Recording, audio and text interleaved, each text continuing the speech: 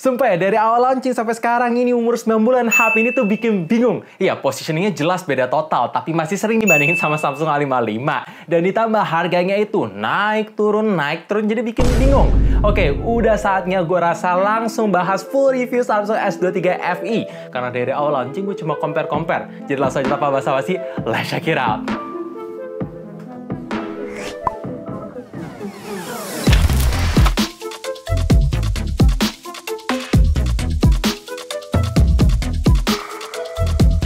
9 bulan HP ini resmi, total juga udah terima 9 kali software update. Ya, sekarang ini posisinya di security patch bulan Juli. Bahkan puncaknya update itu ada di bulan April, dimana fitur AI yang digembar-gembarin di S24 ikutan kebagian di HP ini.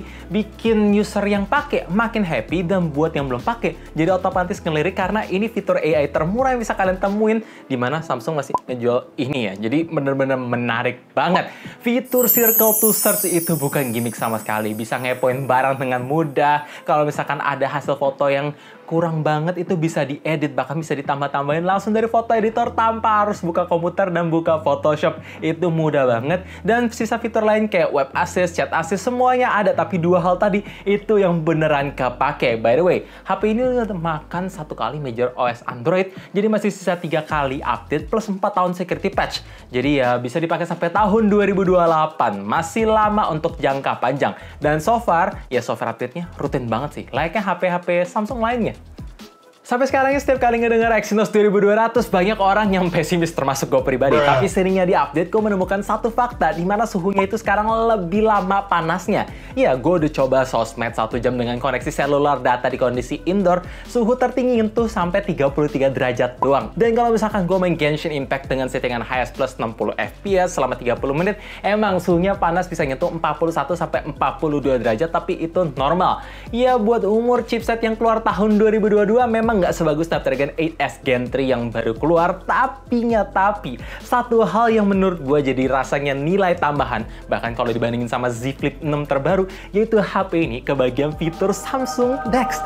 Ya, bayangin kalau misalkan kalian lagi keluar kota atau keluar negeri nggak bawa laptop ataupun komputer, tapi harus kerja di layar besar.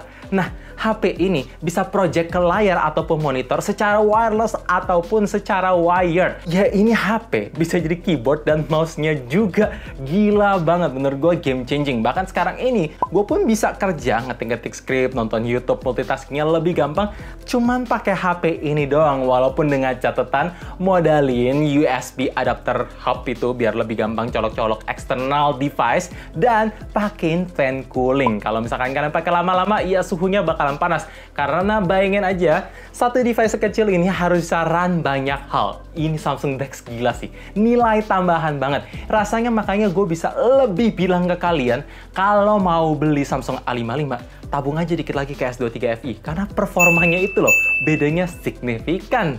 Setelah gue udah nyobain Samsung S23, S24, Z Flip 6, Samsung A55, harus gue bilang emang kualitas S23 FE ini bukan yang paling bagus di antara mereka semua. Tapi at least untuk seri S termurah, konfigurasinya komplit. Ada lensa telephoto yang nggak dimilikin di Z Flip 6. Ya, memang hasil fotonya nggak sebagus kayak S23 ataupun S24. Dalam segi detailnya kurang, dalam segi highlightnya itu mesti sering-sering mainin exposure, tapi at least fungsinya ada. Kalau misalkan kalian pengen foto-foto jauh, itu bisa banget, bahkan bisa 30 kali digital zoom buat foto bulan. Dan untuk lensa ultrawide-nya ini sedikit lebih baik ketimbang di Samsung A55, walaupun ya sedikit lagi gue compare ya, jangan marah kalau di compare sama S24 dan Samsung A55 di primary lens. Menurut gue warna yang diberikan S23 FE ini lebih vibrant ala-ala Samsung yang dulu. Gue lebih prefer di Samsung A55 karena kelihatan lebih natural, walaupun ya masih ngasih kesan yang vivid.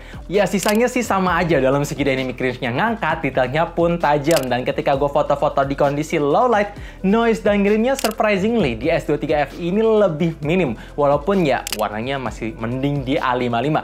Hanya sebenarnya masalah preferensi aja sih. Kalau misalkan kalian ngincer kamera yang komplit, jelas S23 FE ini masih jadi alternatif terbaik di harganya. Ngomongin soal build quality HP-HP Samsung, rasanya bukan jadi concern utama sih, karena dari Samsung A55 kemarin tuh berasa flagship banget sampai kayak di S24. Ya, feels-nya semuanya mewah, mahal, apalagi dalam segi desain juga sama kan. Dipakai casing nggak berasa tuh seri yang mana. Walaupun dalam segi ukuran ya, ketika gue bandingin sama Samsung A55, gue lebih prefer di S23 FE. Karena pertama, ukurannya sedikit lebih kecil, dan kedua, framenya itu masih ada sedikit lengkungan. Gak lancip tajam kayak di Samsung A55. Walaupun ya kalau misalnya gue bandingin sama S24, sebagai pencinta HP compact jelas lebih prefer di S23 ataupun S24. Karena punya ukuran yang lebih nyaman di tangan. Digunakan pakai satu tangan, lebih PW ketimbang di S23 FE, berasa lebih bongsor. Oh ya, ngomongin soal fitur-fitur, sebenarnya mirip kayak flagship juga sih, karena ya ini seri S. Support IP68 1,5 meter selama 30 menit. By the way, kalau misalkan kita ngomongin bezel depan, ya bandinginnya sama Samsung A55 aja deh, biar biasa kekinian. Kalau dibandingin sama Samsung S24, nanti kalian berasa jadul gitu. Bezelnya emang tebal sih.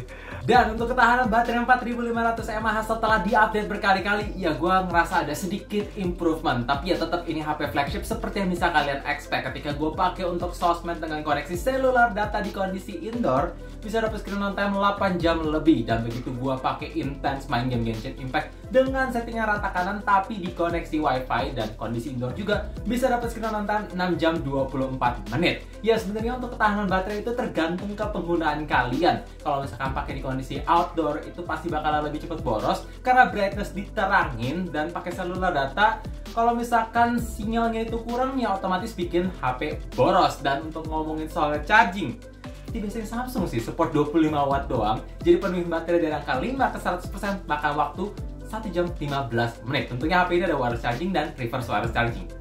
So guys, intinya selama 9 bulan terakhir itu dia 5 hal yang paling berubah. Sisanya dalam segi kecepatan charging, untuk kualitas layar itu sama persis. Intinya update One UI 6.1 itu game changing. Berasa bawa nafas segar buat mesin yang sama, tapi dapetin hal-hal baru kayak HP baru. Itu beneran worth it dengan harga yang kalian bayar. Dengan PD sekarang ini kalau misalkan kalian tanya ke gua, Bang, mending beli Samsung A55 atau S23 FE? Ya jelas S23 FE dapat performa yang lebih kencang, fitur-fitur ala flagship, dalam segi kamera yang lebih bagus, video lebih bagus. Ya walaupun memang A55 HP yang bagus, tapi tetaplah kalau misalkan kalian belum beli, gas aja ke kelas flagship sekalian. Tapi kalau misalkan kalian udah pakai Samsung A55, nikmatin aja. Kalau mau upgrade, tunggu S24 FE yang katanya mau launching tahun ini. Katanya ya, gue nggak tahu.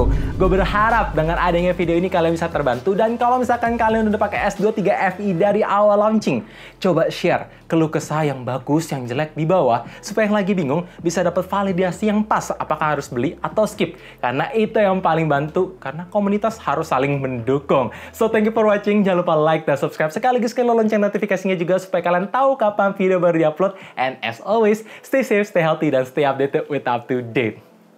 Thank you guys.